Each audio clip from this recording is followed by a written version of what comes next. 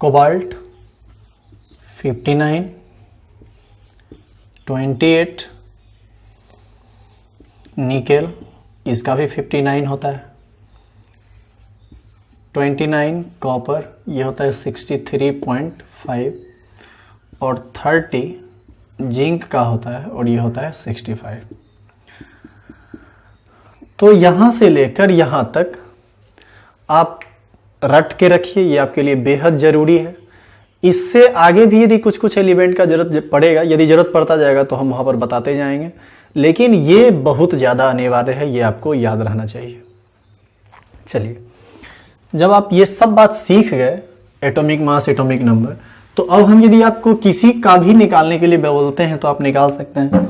जैसे कुछ आप नोट कर लीजिए, एक दो एग्जाम्पल हम फिर बता देते हैं और आप बाकी को आप खुद बना लीजिएगा। जैसे NaOH, इसका मॉलिक्यूलर वेट क्या होगा? मान लीजिए इधर हम कुछ कंपाउंड लिख देते हैं और इधर आपको मॉलिक्यूलर वेट निकालना हो, यदि कैसे निकालोगे? NaOH, सोडियम का कितना 23 आपको बताया गया है, ऑक्सीजन का कितना 16 बताया गया है और हाइड्रोजन का कितना 1, तो ये कुल मिला के 40 हो जाएगा। तो हमने क्या किया, सब एटम का एटॉमिक मास लिख के जोड़ दिया। तो मॉलिक्यूलर वेट निकालना एकदम आसान काम है, कुछ नहीं है। आपका होमवर्क है कि आप होमवर्क कह लीजिए या घर में बैठे आप जो भी कर रहे हैं कीजिए, तो आप इस सब का निकाल लेंगे एटॉमिक मास जोड़ जोड़ के कि उसका मॉलिक्यूलर वेट कितना होता है। जैसे H2CO3, K2Cr2O7, KMNO4, CO2, NH3 तो बता दीजिए, चलिए इसको भी लिख लीजिए आप, NaCl, KCl, इस सब का आप इसी तरह से निकाल लीजिए और निकालने के बाद आप जरूर कमेंट बॉक्स में लिखिए कि आपको क्या आंसर आया है, ताकि हमको समझ में आए कि आप बातों को समझ रहे हैं या बातों को नहीं समझ रहे हैं। तो इन सभी तरह से अब मॉलिक्यूलर वेट निकालना आपको आ गया है। अब मॉलिक्यूलर वेट निकालना जब आप सीख गए हैं तो आगे की बात भी बहुत आसान है, ये बहुत ज्यादा भारी नहीं है, आप इसको भी आसानी से सीख सकते हैं।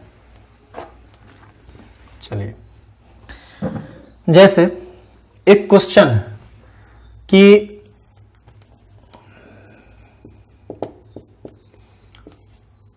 630 ग्राम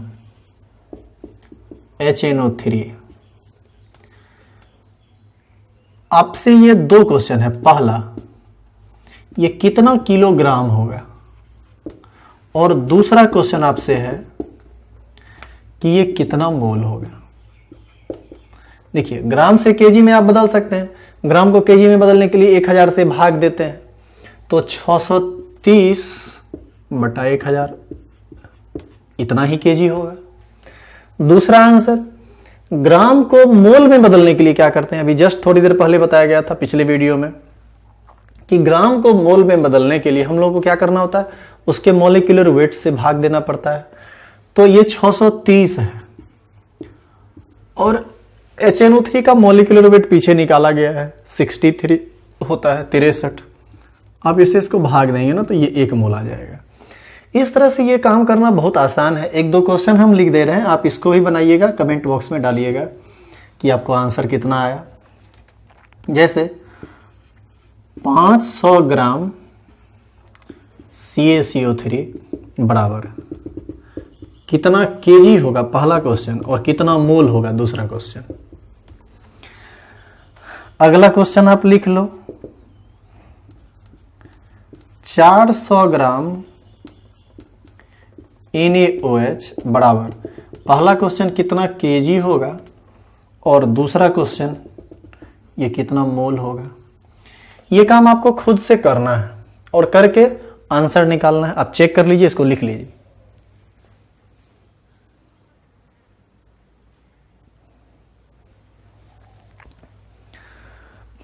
चलिए अब यहां से आगे बढ़ते हैं।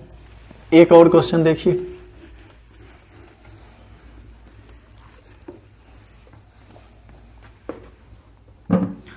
मान लो कि आपको लिखा हुआ है 1 kg CaCO3 बराबर कितना मोल।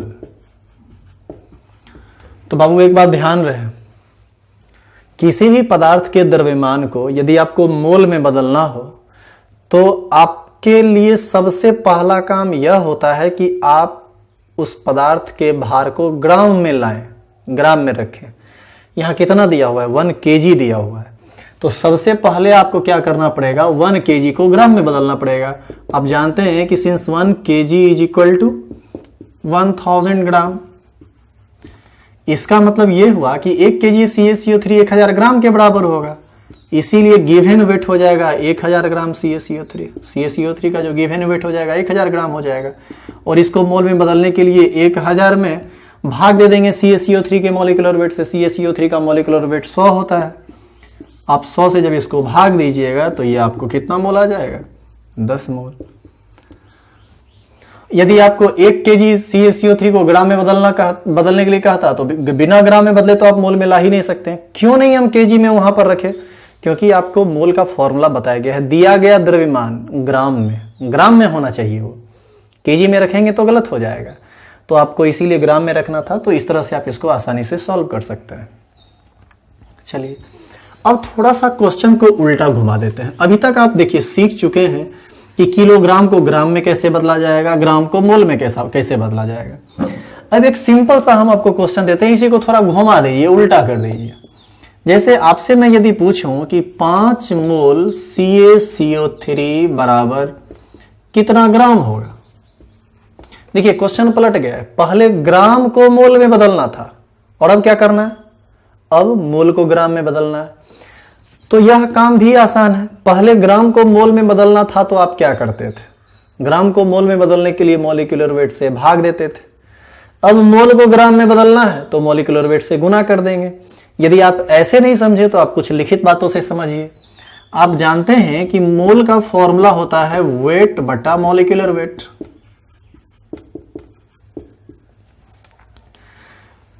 मोल कितना दिया हुआ है? 5, तो मोल की जगह हम लोग रखेंगे 5। वेट हमको निकालना है तो वेट की जगह वेट ही रहेगा। ध्यान रहे ये वेट किस में निकलेगा? ग्राम में। मॉलिक्यूलर वेट CaCO3 का मॉलिक्यूलर वेट कितना होता है? 100 होता है, तो 100 रखेंगे। 100 को इधर करेंगे तो गुना हो जाएगा, और वेट जो निकलेगा, वेट किसका निकलेगा? CaCO3 का, जिसका मोल दिया हुआ है। ये हो जाएगा 5 गुना 100, यानी कितना ग्राम आ गया? 500 ग्राम आ गया।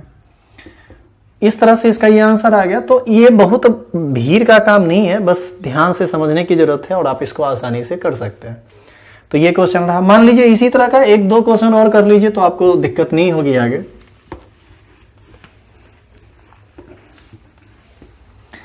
ऐसे तो मैं आपको बता दूं मोल में बहुत सारी बातें हैं, लेकिन सॉल्यूशन चैप्टर पढ़ने के लिए जो जरूरी है केवल हम आपको उतना ही बता रहे हैं। जैसे मान लो कि 10 मोल NaOH बराबर, पहला क्वेश्चन आपसे है कि ये कितना ग्राम होगा। दूसरा क्वेश्चन आपसे है कि ये कितना किलोग्राम होगा। देखिए अभी हम ग्राम तुल्यांक का चर्चा नहीं ला रहे हैं, अभी आप सिर्फ 3 चीज के बीच संबंध सीखिए, किलोग्राम, ग्राम और मोल का। चूंकि ग्राम इक्विवेलेंट एक अलग टाइप का चीज है जिसके लिए आपको कुछ विशेष बात पढ़नी पड़ेगी, तब समझ में आएगा। तो इसको देखिए आप, 10 मोल NaOH बराबर कितना ग्राम, पहला क्वेश्चन ये है। तो आप इसको आसानी से सॉल्व कर दीजिए। क्या जानते हैं आप? मोल बराबर आप जानते हैं वेट बटा मॉलिक्यूलर वेट, मतलब भार बटे आणविक भार। भार जो होना चाहिए वो ग्राम में होना चाहिए। तो मोल कितना? 10 मोल है, तो मोल की जगह पर हम लोग रखेंगे 10।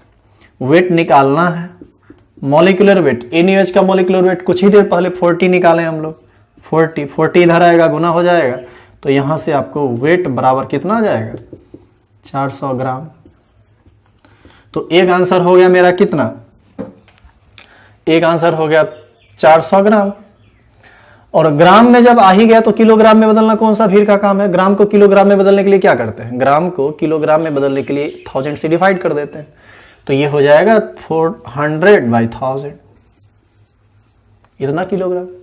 इस तरह से इस तरह के क्वेश्चन को हम आसानी से सॉल्व कर सकते हैं। ये आपका अगला क्वेश्चन है। चलिए,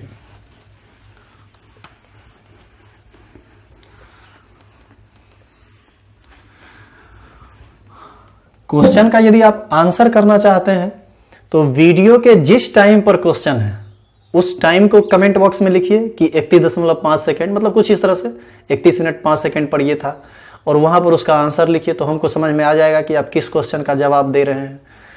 और आपका जवाब देना बहुत जरूरी है, क्योंकि आप कमेंट बॉक्स में नहीं डालेंगे तो मुझे पता नहीं चलेगा कि आप इसको देखते हैं या नहीं, या फिर आप सीरियस हैं भी या नहीं। और जब आप ही सीरियस नहीं रहेंगे तब तो हमारा सीरियसनेस खत्म हो जाएगा, क्योंकि आपके सीरियसनेस से ही हमारा सीरियसनेस है। इसीलिए ध्यान रहे, आप कमेंट बॉक्स में जरूर उसका आंसर दिया कीजिए, पूछा कीजिए, एक कम्युनिकेशन बना रहे, ताकि हमको भी एक हौसला मिलता रहे कि नहीं आप कर रहे हो, काम हो रहा है, हम जो वीडियो बना रहे हैं इतना मेहनत कर रहे हैं, इसका कुछ पॉजिटिव परिणाम निकल रहा है, तो ऑब्वियस है कि हम और पॉजिटिव एनर्जी के साथ काम कर पाएंगे। चलिए, एक दो क्वेश्चन हम फिर लिख दे रहे हैं, आप इस सब क्वेश्चन का जवाब दीजिएगा आगे।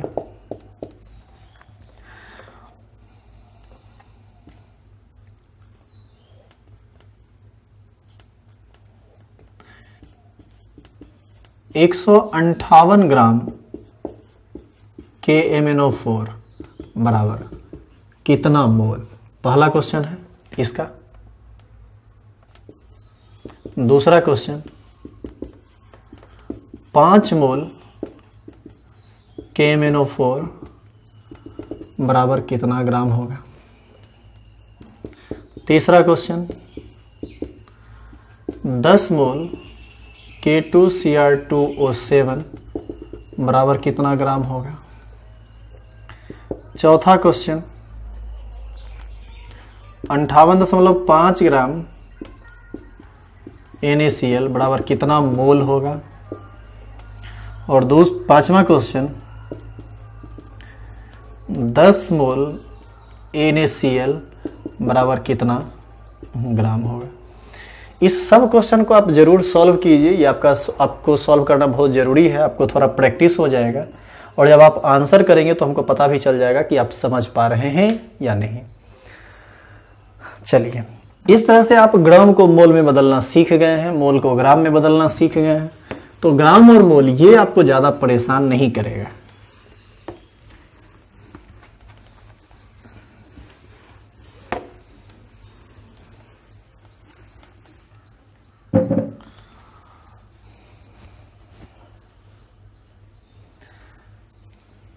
अब बात आती है ग्राम तुल्यांक की।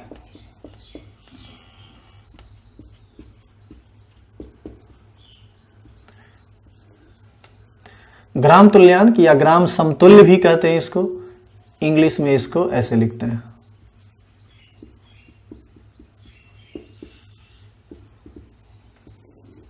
और शॉर्टली हम लोग इसको ऐसे इंडिकेट करते हैं। बाबू, यह एक बेहद इंपॉर्टेंट टर्म होता है केमिकल कैलकुलेशन के लिए, बेहद इंपॉर्टेंट। लेकिन ग्राम तुल्यांक होता क्या है, यह सब बात अभी आप उतना ज्यादा सीख नहीं पाएंगे, क्योंकि उसमें बहुत टाइम लगता है। ये 12th का एक यूनिट है, सॉरी 11th का ये एक यूनिट है जो बहुत लंबा चौड़ा चैप्टर है। यहां पर इसको समझने के लिए ना आपको हम एक छोटा सा बात बताते हैं, आप उसको सीखिए तब आप इसको सीख पाइएगा। एक टर्म आपको पढ़ना होता है समतुल्य भार।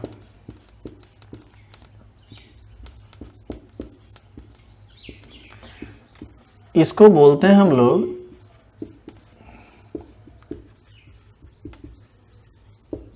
इक्विवेलेंट वेट, और शॉर्टकट में ना ये ऐसे इंडिकेट होता है। अब ये समतुल्य भार क्या होता है, इस बात से ज्यादा वास्ता अभी आप मत रखिए, क्योंकि वो समझाना बहुत लेंदी बात है, बहुत टाइम लगेगा उसमें। हम आपको जितना जरूरत पड़ेगा ना सॉल्यूशन चैप्टर में उतना बता देते हैं कि समतुल्य भार निकलेगा कैसे, ये बहुत इंपॉर्टेंट। देखिए, समतुल्य भार का फॉर्मूला होता है समतुल्य भार बराबर, देखिए समतुल्य भार क्या है ये जानना भी नहीं है। समतुल्य किसी भी यौगिक का, किसी भी कंपाउंड का समतुल्य भार निकलता कैसे है, इस चैप्टर में इसकी जरूरत पड़ेगी। तो समतुल्य भार निकलता कैसे है ये अभी हम लोग सीखेंगे।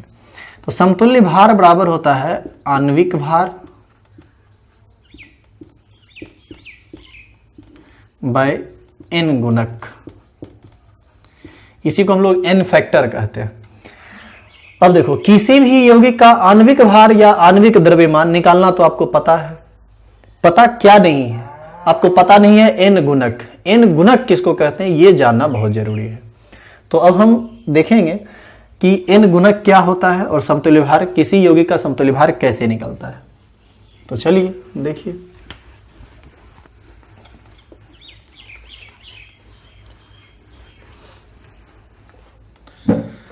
देखो आप, जैसे कुछ यौगिक हम आपको लिख के बताते हैं।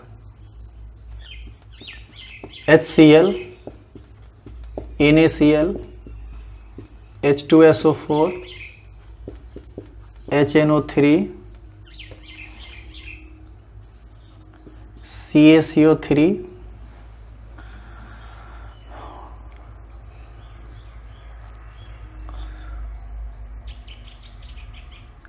NaOH। ये कुछ इंपॉर्टेंट कंपाउंड्स हैं जिसका जरूरत आपको ना इस चैप्टर में खूब होगा। अब हम आपको बताते हैं कि ये टूटता कैसे है। जब आप इसको पानी में डालोगे ना तो ये टूट जाएगा H+ और Cl- में। और यही बात जरूरी है, ये टूटना सीखिए, यही आपको बता देगा आगे की बात। NaCl कैसे टूटता है आप सब लोग जानते होंगे, Na+ में और Cl- में। H2SO4 कैसे टूटता है, 2H+ में और SO4- में। HNO3 कैसे टूटता है, H+ में और NO3- में। CaCO3 कैसे टूटता है, Ca++ में और CO3- में। NaOH कैसे टूटता है, Na+ में और OH- में। कुछ लोगों को यह भी प्रॉब्लम होता है कि सर हमको ये तोड़ना नहीं आता है। बाबू, तोड़ना नहीं आता है तो 11th का टॉपिक वैलेंसी से रिलेटेड ये सब बात सीखिए। जिसका जितना वैलेंसी है उस पर हम उतना चार्ज देते हैं। इतना कंपाउंड को आप याद रखिए। अब हम आपको बताते हैं कि इसका एन फैक्टर क्या होता है। ये तो हो गया कंपाउंड का बात, ये कंपाउंड है, ये इसका डिसोसिएशन है, कैसे टूटा है। अब हम यहां पर लिखते हैं नो एन फैक्टर, यानी एन गुणक जिसको आप कहते हैं। तो HCl जब टूटा है तो H पर 1+ आया है और Cl पर 1-, तो टोटल पॉजिटिव और निगेटिव चार्ज कितना है, H पर 1+ और Cl पर 1-, तो 1+, 1-, तो इसका एन फैक्टर 1 होगा। यानी total number of positive charge या total number of negative charge of anion, total number of positive charge of cation और total number of negative charge of anion, यहां पर हम लोग इसी को एन फैक्टर कहेंगे। हालांकि एन फैक्टर के अंतर्गत बहुत सारी बातें आती है जिसको यहां पर संभव नहीं है कि डील किया जाए, वो एक बहुत बड़ा टॉपिक है। यहां पर कितना चार्ज आया NaCl के केस में, 1+ और 1-, तो इसका भी एन फैक्टर 1, जो कि एक चार्ज आया। अब H2SO4 देखो कैसे टूटा है, 1H पर 1+, तो 2H टूटा है, H2 है यहां पर, तो 1H पर 1+, तो 2H पर 2+, यानी टोटल 2 पॉजिटिव चार्ज है यहां। 1SO4 पर 2-, तो 2+, 2-, यानी एन फैक्टर कितना हो जाएगा 2। ये टूटा प्लस में, ये टूटा 1- में, प्लस- यानी 1, 2+, 2- 2, 1+, 1- यानी 1। तो देखो ये बहुत आसान है। जैसे इसी में मान लो कि AlCl3 यदि आप लेते हो तो AlCl3 टूटेगा Al3+ में और 3Cl- में। तो अल्युमिनियम पर 3+ है, 1 Cl पर 1-, तो 3 Cl पर 3-, तो 3+, 3-, तो इसका एन फैक्टर कितना हो जाएगा 3। तो इस तरह से किसी भी कंपाउंड का एन फैक्टर आप बेहद आसानी से निकाल सकते हैं, इसमें ज्यादा भीड़ भाड़ का बात नहीं है। उम्मीद करते हैं आपको एन फैक्टर समझ में आ गया होगा। अब आप इसको जल्दी से उतार लीजिए।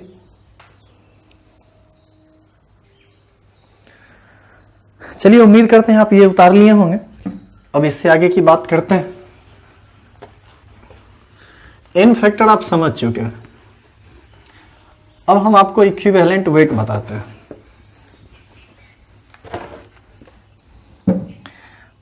अब जैसे आपसे कोई पूछे कि अब एक एग्जांपल देखो आप, जैसे इक्विवेलेंट वेट ऑफ HCl क्या होगा। इसमें कुछ नहीं आपको देगा, आपसे डायरेक्ट पूछेगा इक्विवेलेंट वेट ऑफ HCl क्या होगा। इसको हम लोग क्या पढ़ेंगे, इक्विवेलेंट वेट ऑफ HCl, यानी HCl का समतुल्य भार। तो समतुल्य भार बराबर क्या आपको बताया, पीछे आपको क्या बताया गया, इक्विवेलेंट वेट बराबर, ये बताया गया है ना, molecular weight by N factor, यही फॉर्मूला होता है। तो इक्विवेलेंट वेट HCl का निकालना है, तो HCl का सबसे पहले आप मॉलिक्यूलर वेट जोड़ के निकाल लीजिए। HCl का मॉलिक्यूलर वेट पीछे बताया गया है 36.5, हाइड्रोजन का 1 और क्लोरीन का 35.5, दोनों जोड़ देंगे तो ये आ जाएगा 36.5 बटा HCl का एन फैक्टर कितना आया था, ये टूटा था ना, 1 प्लस और 1 माइनस, H प्लस और Cl माइनस में, तो इसका एन फैक्टर 1 हुआ, तो यही हो गया इसका इक्विवेलेंट वेट। अब जैसे अगला example, equivalent weight of CaCO3 क्या होगा, तो CaCO3 के केस में CaCO3 का मॉलिक्यूलर वेट डालेंगे, CaCO3 का मॉलिक्यूलर वेट आप जोड़ोगे ना तो 100 आएगा, तो 100 आया। अब 100 में कितना से डिवाइड करें, तो जो इसका एन फैक्टर होगा, CaCO3 टूटता है Ca प्लस प्लस और CO3 माइनस माइनस में, तो इसका एन फैक्टर होगा 2, आप पीछे चेक कर लीजिए, तो इसका इक्विवेलेंट वेट कितना आ गया 50। तो इसी तरह से आप किसी भी अन्य एलिमेंट कंपाउंड का निकाल सकते हैं, जैसे इक्विवेलेंट वेट ऑफ NaOH आपको यदि निकालना हो तो NaOH का मॉलिक्यूलर वेट होता है 40, एन फैक्टर होता है 1, तो ये 40 आ जाएगा। इसी में जैसे मान लो कि इक्विवेलेंट वेट ऑफ HNO3 आप निकालना चाहते हो, HNO3, तो ये आ जाएगा मॉलिक्यूलर वेट 63 और इसका एन फैक्टर 1 होता है, तो ये निकल जाएगा 63। जैसे AlCl3 का निकालना यदि हो तो LCl का मॉलिक्यूलर वेट ऊपर लिख देंगे, 3 से भाग दे देंगे क्योंकि इसका एन फैक्टर 3 होता है।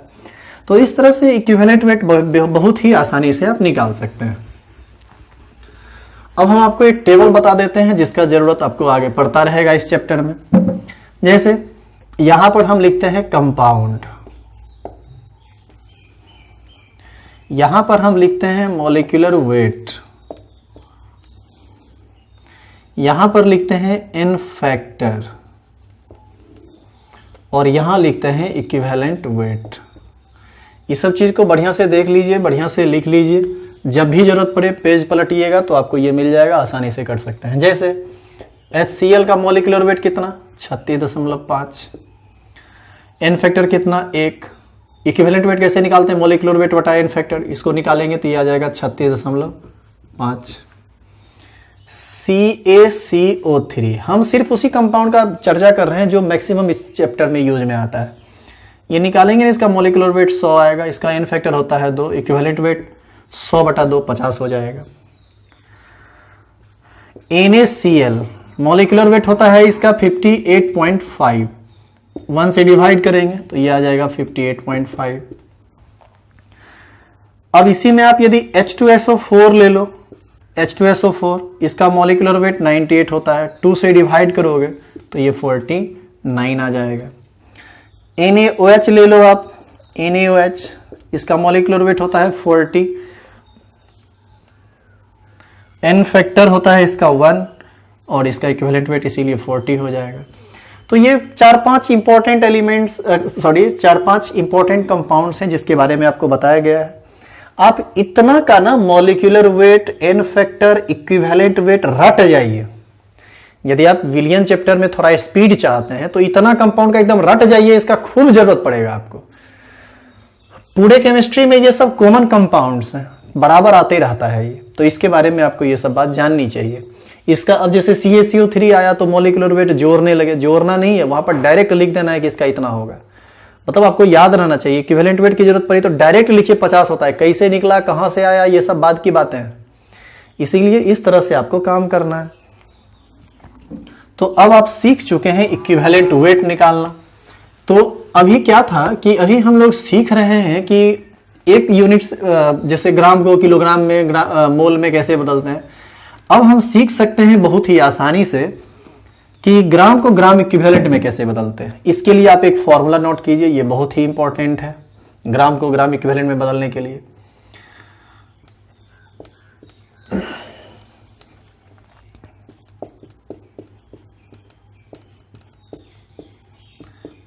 ग्राम तुल्यांक बराबर होता है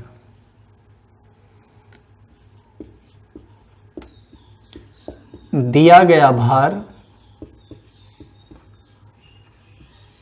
ग्राम में बटे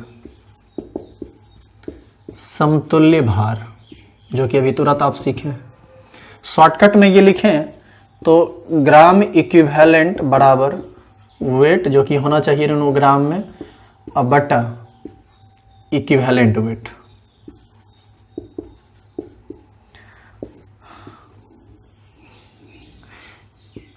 देखिए मोल बराबर बताए थे वेट बटा मॉलिक्यूलर वेट, ग्राम इक्विवेलेंट बराबर बताया गया वेट बटा इक्विवेलेंट वेट। अब जैसे एक क्वेश्चन पर देखिए तो आपको बेहतर समझ में आएगा। जैसे क्वेश्चन आपसे है कि 100 ग्राम CaCO3 बराबर कितना ग्राम इक्विवेलेंट होगा। इसका मतलब ये हुआ ना कि ग्राम को ग्राम इक्विवेलेंट में बदलना है। तो जैसे ग्राम को मोल में बदलना होता था तो मॉलिक्यूलर वेट से भाग देते थे, वैसे ही ग्राम को यदि ग्राम इक्विवेलेंट में बदलना है तो इक्विवेलेंट वेट से भाग देंगे। इक्विवेलेंट वेट से भाग देंगे तो 100 बटा 50 हो जाएगा। अब ये 50 कहां से आया बाबू? CaCO3 का इक्विवेलेंट वेट अभी तुरंत जस्ट पीछे बताया है कि ये 50 होता है। अगला क्वेश्चन जैसे मान लो 98 ग्राम H2SO4 बराबर, यदि आपको पूछा जाए कि ये कितना ग्राम इक्विवेलेंट होगा तो ये कितना ग्राम इक्विवेलेंट होगा भाई?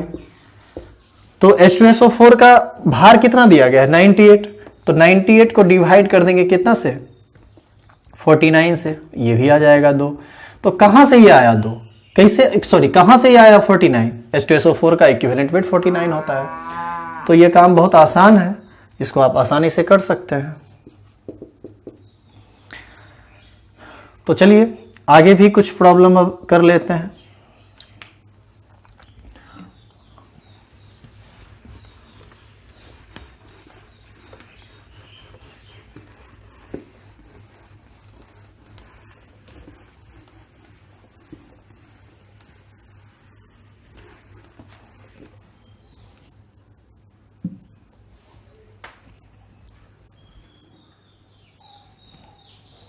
चलिए अगला क्वेश्चन देखिए। अब जैसे मान लो कि अब इसी क्वेश्चन में यदि कुछ ऐसा हो कि 80 ग्राम NaOH बराबर, अब हम आपको 2-3 क्वेश्चन एक ही बार में देते हैं। 80 ग्राम NaOH बराबर कितना किलोग्राम होगा? दूसरा क्वेश्चन 80 ग्राम NaOH बराबर कितना मोल होगा? और तीसरा क्वेश्चन 80 ग्राम NaOH बराबर कितना ग्राम इक्विवेलेंट होगा। इस क्वेश्चन को सॉल्व करना है तो ग्राम को किलोग्राम में बदलने के लिए क्या करेंगे? ग्राम को किलोग्राम में बदलने के लिए 1000 से डिवाइड करेंगे तो ये 80/1000 हो जाएगा, पहला का आंसर। दूसरा 80 ग्राम NaOH बराबर कितना मोल होगा तो ये 80/40 हो जाएगा, चूंकि मॉलिक्यूलर वेट से डिवाइड करेंगे। और 80 ग्राम NaOH बराबर कितना ग्राम इक्विवेलेंट होगा तो ग्राम इक्विवेलेंट के केस में भी इक्विवेलेंट वेट से डिवाइड करते हैं, तो इसका इक्विवेलेंट वेट भी संयोग से 40 होता है, तो ये 80/40 हो जाएगा। इस तरह से हम इसको आसानी से सॉल्व कर सकते हैं। अब आप इस चीज पर बढ़िया से कमांड कर लीजिए, तब आपको नेक्स्ट क्लास में विलियन चैप्टर के बारे में बताया जाएगा। मतलब नेक्स्ट क्लास से, नेक्स्ट वीडियो से अब आपको बताया जाएगा कि ये विलियन क्या है और इसका काम कैसे हमको करना है। तो हमारा जो अगला टॉपिक है मतलब विलियन चैप्टर अब स्टार्ट होगा, क्योंकि अब आप समझ सकते हैं इसको, विलियन सॉल्यूशन। ये सेकेंड यूनिट यहां से स्टार्ट करेंगे। यहां से हम सबसे पहले इसको परिभाषित करेंगे और परिभाषित करने के बाद आगे बढ़ जाएंगे। चलिए मिलते हैं नेक्स्ट वीडियो में।